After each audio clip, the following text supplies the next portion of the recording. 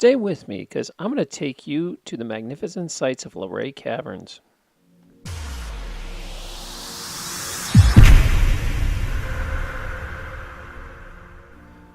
Luray Caverns is located in the Blue Ridge Mountains, about 2 hours outside of DC. It was discovered in 1878. I decided to go there to learn how to do some photography underground. My dad's a photographer, and he tried to teach me how to shoot in the dark. The lighting is pretty interesting underneath. The whole thing is obviously illuminated because it'd be pitch black without any sort of light. So even the video was pretty tough to get. Take a look at this. This is actually inside the cavern near the organ. But you can get an idea of just how many things there are to photograph. All the stalagmites and the stalactites are just everywhere. Everywhere is a cool shot. Luray Caverns is world famous, and it boasts some of the most impressive drapery formations in the world. These are considered some of the best ever found. Of course, there's also a very impressive display of stalactites, stalagmites, flowstones, and dripstones everywhere you look.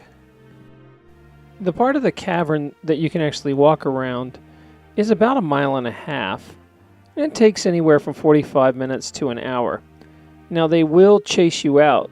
We tried to slow poke and get a lot of pictures, and they eventually sent security to chase us out and make us catch up with the group. My father was trying to teach me about reflection shots, where here I took a picture of a puddle just so I could show off the stalactites on the roof. And here were some other shots where I wanted to shoot directly up into a stalactite. We eventually got to the mirrored pool, which was my favorite part of the tour and probably some of the best photos. The water's so clear, the ceiling looks just like the floor.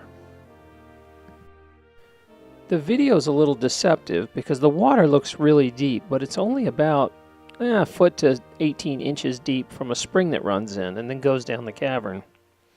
The air and water are supposed to be some of the purest in the world, and in fact, a sanitarium was built above Luray Caverns that used to pump up the air to its sick patients. It was actually the first air-conditioned building in the U.S. I really liked this cave opening. To me, it looks like something out of Land of the Lost, like I totally expect some slee stacks to come out and harass Shaka and Holly. One of the biggest surprises of the tour was to see this organ, which is actually the largest musical instrument in the world.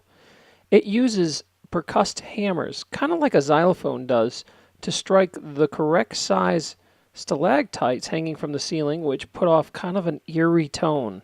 Here, take a listen. It's a little hard to hear, but enjoy the great stalactite organ.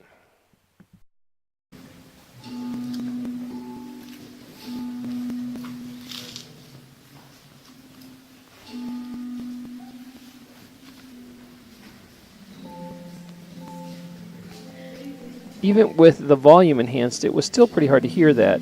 You can search Luray Cavern organs to hear some better examples of that on YouTube here. Interesting side note, my mom actually helped carve the inlays for these keys on this organ here.